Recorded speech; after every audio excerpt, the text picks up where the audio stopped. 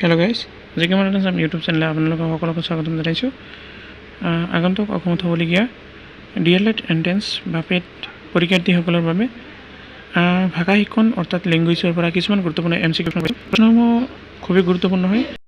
যদি ভিডিঅ'টো আপোনালোকৰ ওচৰত ভালে লাগিছে এটা লাইক কৰিব, লগতে চেনেলটো ছাবস্ক্ৰাইব কৰিব যাতে অন্য বিষয়ৰ প্ৰশ্নটোৰ ন'টিফিকেশ্যনৰ জৰিয়তে অতি সোনকালে আপোনালোকে পাব পাৰে।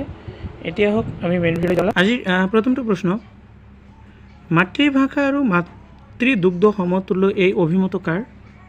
তো আমি প্ৰথমত চাৰিটাকৈ অপশ্যন পাম, পৰীক্ষাৰ ভিতৰত চাৰিটাকৈ অপশ্যন দিয়া থাকিব।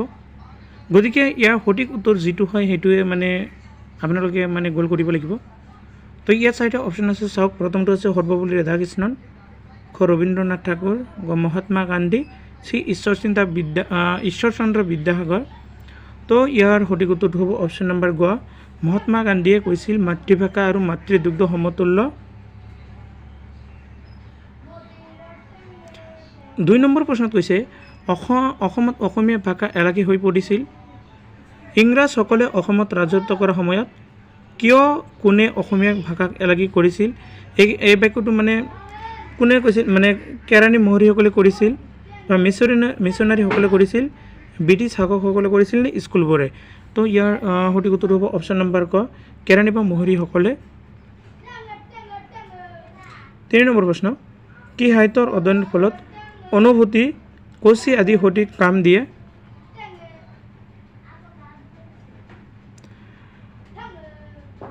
এইটো চাব, কি সাহিত্যৰ অধ্যয়নৰ ফলত অনুভূতি, এইটো কচি নহয়, এইটো হ'ব ৰুচি আদি সঠিক কাম দিয়ে। তো ইয়াত চাৰিটা অপশ্যন, কাব্য সাহিত্য, বিদেশী সাহিত্য, অনুদিত সাহিত্য, কল্পবিজ্ঞান সাহিত্য। এইকেইটা সঠিক উত্তৰটো হ'ব অপশ্যন নম্বৰ ক, কাব্য সাহিত্য। 4 নম্বৰ প্ৰশ্ন, মাতৃভাষাৰ কিতাপে আমাৰ মনত কি বোধৰ জন্ম দিয়ে? তো আমি ইয়াত চাৰিটা অপশ্যন পাম। মাতৃভাষাৰ কি কৈছে? সৌন্দৰ্যবোধ, ৰুচিবোধ, ভাতৃত্ববোধ, হিমানুবোধ। তো ইয়াৰ সঠিক উত্তৰটো হ'ব অপশ্যন নম্বৰ খ, ৰুচিবোধ। মাতৃভাষাৰ কিতাপে আমাৰ মনত ৰুচিবোধৰ জন্ম দিয়ে। 5 নম্বৰ কৈছে, মাতৃভাষা প্ৰয়োগৰ দ্বাৰা ছাত্ৰসকলৰ কি বাঢ়ে? ইয়াৰ উত্তৰটো হ'ব অপশ্যন নম্বৰ গ, বিচাৰ শক্তি বাঢ়ে। 6 নম্বৰ, সংস্কৃতিৰ এবিধ অংগ কি? চাব, ক নম্বৰ আছে দেশ, খ নম্বৰ ভৌগোলিক সীমা, গ নম্বৰ শিক্ষা, ঘ নম্বৰ ভাষা। তো ইয়াৰ সঠিক উত্তৰটো হ'ব অপশ্যন নম্বৰ গ, সংস্কৃতিৰ এবিধ অংগ হ'ল ভাষা। 7 নম্বৰত আছে, ইংৰাজ চৰকাৰে ইংৰাজীকে স্কুল কলেজৰ মাধ্যম ৰূপে স্বীকৃতি দিয়ে চনটো কি? ইংৰাজসকলে যে স্কুল বা বিদ্যালয়ৰ ভাষাটো যে ইংৰাজী হ'ব লাগে, এইটো কোন চনত দিছিল? 1840, 1835, 1947, 1930। এইকেইটাৰ ভিতৰত সঠিক উত্তৰ অপশ্যন নম্বৰ খ, 1835 চনত হৈছিল। 8 নম্বৰ প্ৰশ্ন, আঞ্চলিক ভাষা শিক্ষাৰ মাধ্যম নহ'লে শিশুৰ মানসিক বিকাশ দিশ। যদি আঞ্চলিক ভাষা শিক্ষাৰ মাধ্যম নহয় তেনেহ'লে শিশুৰ মানসিক বিকাশ কেনেকুৱা হ'ব? উন্নত নহয়, বাধাগ্ৰস্ত নহয়, অধপতিত নহয়, পৰিপূৰ্ণ নহয়। তো ইয়াৰ সঠিক উত্তৰটো হ'ব অপশ্যন নম্বৰ খ, যদি আঞ্চলিক ভাষা শিক্ষাৰ মাধ্যম নহয় তেনেহ'লে শিশুৰ মানসিক বিকাশ উন্নত নহয়। 9 নম্বৰ কৈছে, মাতৃভাষাত বিষয়টো বুজাবলৈ শিক্ষকসকলে কি কঠিন পায়, সহজ পায়, অতি কম সময় খৰচ কৰিব পাৰে, বিৰক্তি পায়। তো ইয়াৰ সঠিক উত্তৰটো হ'ব অপশ্যন নম্বৰ খ, সহজ পায়। মাতৃভাষাৰে বুজাবলৈ শিক্ষকসকলে সহজ পায়। 10 নম্বৰ আছে, সাহিত্য অধ্যয়ন মাতৃভাষাৰ যোগেদি হ'লে ছাত্ৰসকলে কি কৰিব পাৰে? সোনকালে বুজি পায়, মানক পটথৈকতা বা কবিতাৰ ভাৱ স্পষ্ট হৈ উঠে, বিৰক্তিবোধ কৰি অন্যমনস্ক হয়। এইকেইটাৰ সঠিক উত্তৰটো হ'ব অপশ্যন নম্বৰ খ, মানক পটথৈকতা বা কবিতাটোৰ ভাৱ স্পষ্ট হৈ উঠে। 11 নম্বৰ প্ৰশ্ন, মাতৃভাষাৰ মাধ্যমত ভাল ফলাফল কৰা ছাত্ৰসকলে কেনেদৰে অনুজসকলক উপকৃত কৰিব পাৰে? ইয়াৰ উত্তৰটো হ'ব অপশ্যন নম্বৰ খ, তেওঁলোকৰ বোধগম্য জ্ঞান দান কৰি। 12 নম্বৰ প্ৰশ্ন, ইংৰাজী ভাষা সাহিত্য ৰচনা কৰা কবি সাহিত্যিকজনৰ নাম কি? ক আছে শেক্সপিয়াৰ, খ ভিক্টৰ হুগো, গ বডলেয়াৰ, ঘ শংকৰদেৱ। আৰু ইয়াৰ সঠিক উত্তৰটো হ'ব অপশ্যন নম্বৰ ক, শেক্সপিয়াৰ।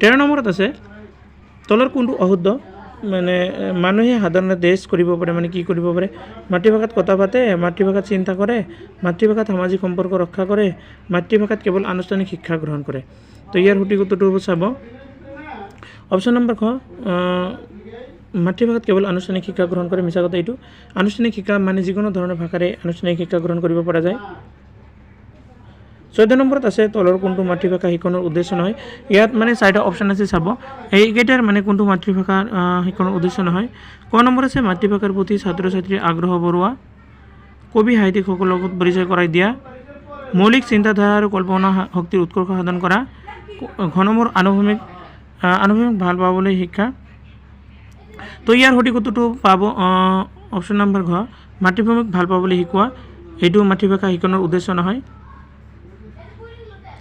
15 নম্বৰ প্ৰশ্নত কৈছে দ্বিতীয় ভাষাটো দেশ মানে মানুহৰ দ্বিতীয় ভাষা কি হয়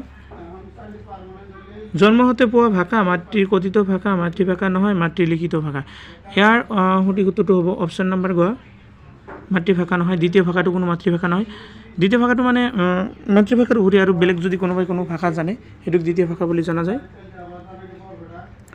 14 নম্বৰত আছে তলৰ কোনটো মাতৃভাষা শিক্ষণৰ উদ্দেশ্য নহয় ইয়াত চাৰিটা অপশ্যন আছে মানে কোনটো মাতৃভাষা শিক্ষণৰ উদ্দেশ্য নহয় বুলি কৈছে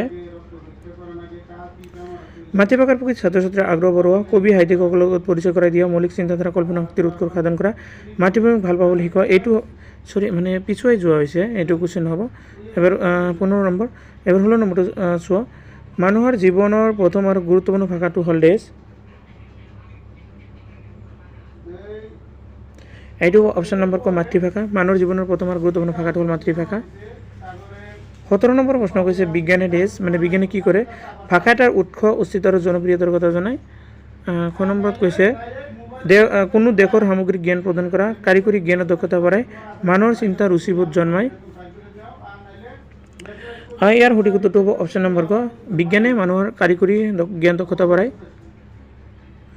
এবাৰ 18 নম্বৰ প্ৰশ্ন চাব মাতৃভাষা শিক্ষণৰ উদ্দেশ্য হ'ল দেশ মানে মাতৃভাষা শিক্ষণৰ উদ্দেশ্য কি আছে চাৰিটা অপশ্যন আছে এই চাৰিটা অপশ্যনৰ কোনটো মানে মাতৃভাষা শিক্ষণৰ উদ্দেশ্য হয় এইটো মানে চাব দিছে ক নম্বৰত আছে মাতৃভাষা শিক্ষণৰ চাৰিটা কৌশল শ্ৰৱণ কথন পঠন লিখনৰ দক্ষতা খ নম্বৰ মাতৃভাষা মাধ্যমৰ বিদ্যালয়ৰ বাবে শিক্ষক প্ৰস্তুত কৰা গ নম্বৰত আছে অসমত অসমীয়া ভাষাৰ প্ৰচলন কৰা ঘ নম্বৰ অসমীয়া সাহিত্যক প্ৰস্তুত কৰা তো ইয়াৰ সঠিক উত্তৰটো চাব অপশ্যন নম্বৰ ক মাতৃভাষা শিক্ষণৰ চাৰিটা কৌশল শ্ৰৱণ কথন পঠন লিখনৰ দক্ষতা